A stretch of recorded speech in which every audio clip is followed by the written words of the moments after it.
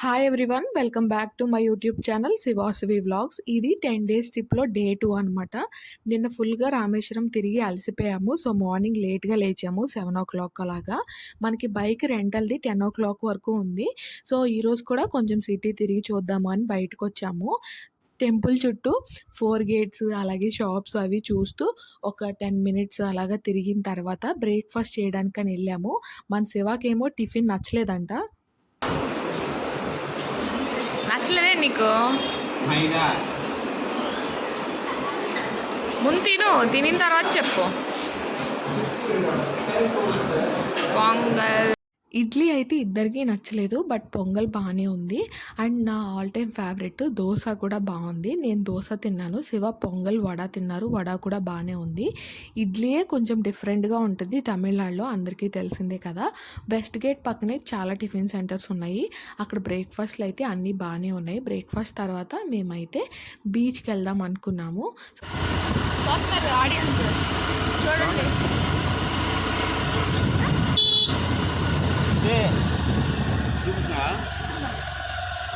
Boating point దండగా వెళ్ళొద్దు, ఓర్న అలా తిప్పుతాడు. ఎక్స్పీరియన్స్ ఏముండదు కానీ బాగుంటుంది. ఎక్స్పీరియన్స్ ఏమంటుందంటే కానీ బాగుంటుందంటే ఏం చెప్తున్నారు? అగ్నితీర్థం రోడ్లో మన బోటింగ్ పాయింట్ ముందుకు వచ్చేస్తే మంచి బీచ్ ఉందన్నమాట, కొబ్బరి చెట్లు అవి ఉండి చాలా బాగుంది. అండ్ మార్నింగ్ క్లైమేట్కి సన్ రైజ్ టైంలో చాలా బాగుంది, బాగా నచ్చింది నాకైతే.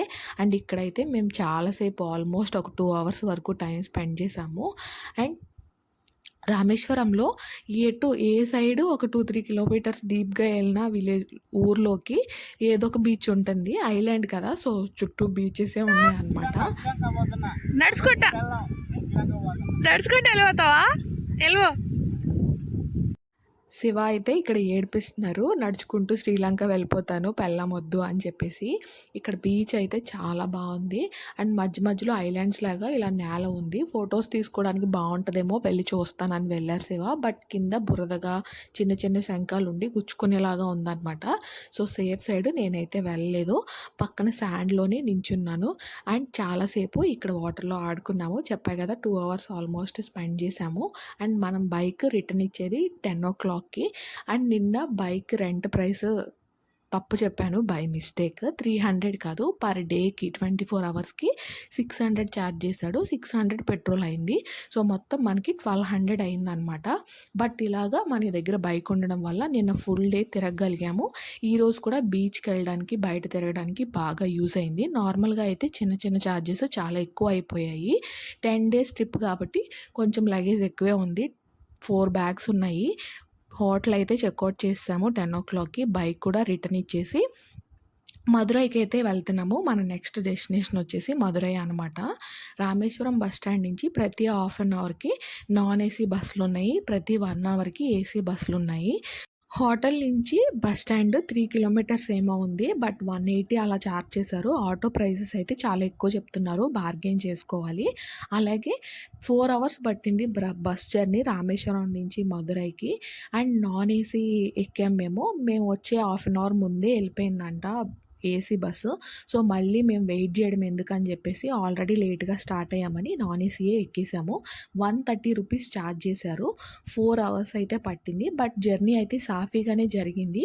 ఎండలు ఎక్కువ ఉండడం వల్ల కొంచెం మాడిపోయామంతే. అండ్ ఈ బస్ జర్నీ అయితే ఆన్ రోడ్ చాలా బాగుంది. లంచ్ టైంకి టీ షాప్ దగ్గర ఆపారనమాట హైవే మీద. సో మేము స్నాక్సే లంచ్ లాగా తినేసాము. అండ్ కొంచెం కూల్ డ్రింక్స్ వాటర్ బాటిల్స్ అవి తీసుకొని మళ్ళీ రిటర్న్ అయితే బస్సు జర్నీ కంటిన్యూ చేసాము. బస్సులో మొత్తం అన్నీ తమిళ్ సాంగ్సే ప్లే చేస్తున్నారు. సో మనకేం అర్థం కాదు కాబట్టి వాల్యూమ్ కొంచెం తగ్గించమని మేము ఫోన్లో వీడియోస్ రీల్స్ చూసుకున్నాం అనమాట. జర్నీ అయితే నిజంగానే ఎండ కొంచెం ఎక్కువగా ఉందన్నమాటే, కానీ Rameswaram to Madurai on road journey చాలా బాగుంది. ఖచ్చితంగా మంచి ఎక్స్పీరియన్సే ఇది కూడా. And after 4 long hours journey తర్వాత మధురై అయితే రీచ్ అయిపోయాము. ఈ శరవణ షాప్ స్టార్టింగ్ అనమాట మధురైకి. బస్ స్టాండ్లో దిగిన తర్వాత ఆటోస్ అయితే తమిళనాడులో చాలా ఎక్కువ అడుగుతున్నారు ప్రైజెస్. హోటలు ఎంతో దూరం కాదు, 3-4 కిలోమీటర్స్ అనుకుంటా. 200 అడిగారు. ఎంత బార్గెయిన్ చేసినా తగ్గించనన్నారు. సో మేమైతే ఓలా బుక్ చేసుకున్నాము బస్ స్టాండ్ నుంచి హోటల్‌కి. ఇక్కడ కూడా హోటలు టెంపుల్ నుంచి 1 కిలోమీటర్ అవేలోనే తీసుకున్నాము, వెళ్ళడానికి ఈజీగా ఉంటదని చెప్పేసి. ఓలాస్ కూడా మనం బుక్ చేసిన ప్రైస్ మీద ₹50, ₹30 రౌండ్ ఫిగర్ చేసేస్తున్నారనమాట వాళ్ళే. అలా అయినా నార్మల్‌గా మాట్లాడుకునే ఆటిలకన్నా ఓలా బెటరే. మాకైతే నార్మల్‌గా 200 అడిగారు. ఓలా వాడేమో 100కి బుక్ చేస్తే 150 తీసుకున్నాడనమాట. సో ఈరోజు డే 2 పెద్దగా తిరగడం ఏం పెట్టుకోలేదు. Already 1 full day train journey చేసొచ్చాము. 1 ఫుల్ డే రామేశ్వరంలో ఫుల్‌గా ఎండలో తిరిగాము. ఇది third day, already 4 hours journey చేసొచ్చాము కాబట్టి ఈరోజు కూడా ఫుల్‌గా తిరిగితే బాగా అలసిపోతాము. మళ్ళీ ట్రిప్ మధ్యలోనే సిక్ అయిపోతాము అని చెప్పేసి ఈరోజు ఓన్లీ మదురై రావడము, దర్శనం చేసుకోవడం మాత్రమే ప్లాన్ చేసుకున్నాము. సో హోటల్‌కి వెళ్ళిపోయిన తర్వాత ఒక 2-3 అవర్స్ రెస్ట్ తీసుకుందాం అనేది ప్లాన్ అనమాట. 2-3 అవర్స్ రెస్ట్ తీసుకొని దర్శనానికి ఈవినింగ్ వెళ్దాము. సో ఈరోజు ఇలా కంప్లీట్ చేసేసి నెక్స్ట్ డే మదురై మొత్తం తిరిగి చూద్దాము అనుకున్నాము. హోటల్‌కైతే వచ్చేసాము. The golden park. Hotel service అయితే బాగుంది. అండ్ ముందే చెప్పా కదా, ఈ trip all planned by Shiva అని చెప్పేసి 1.5 మంత్ ముందే బుక్ చేశారనమాట హోటల్స్ అన్నీ. సో మంచి ప్రైస్‌లోనే వచ్చాయి మనకి. అండ్ 4 అవర్స్ జర్నీ తర్వాత హోటల్‌కి వచ్చేసరికి చాలా రెస్ట్ తీసుకోవాలనిపించింది. అండ్ నేను ఈ ట్రిప్‌లో రెస్ట్ అని ఎక్కువ యూజ్ చేస్తున్నాను అనుకోవద్దు.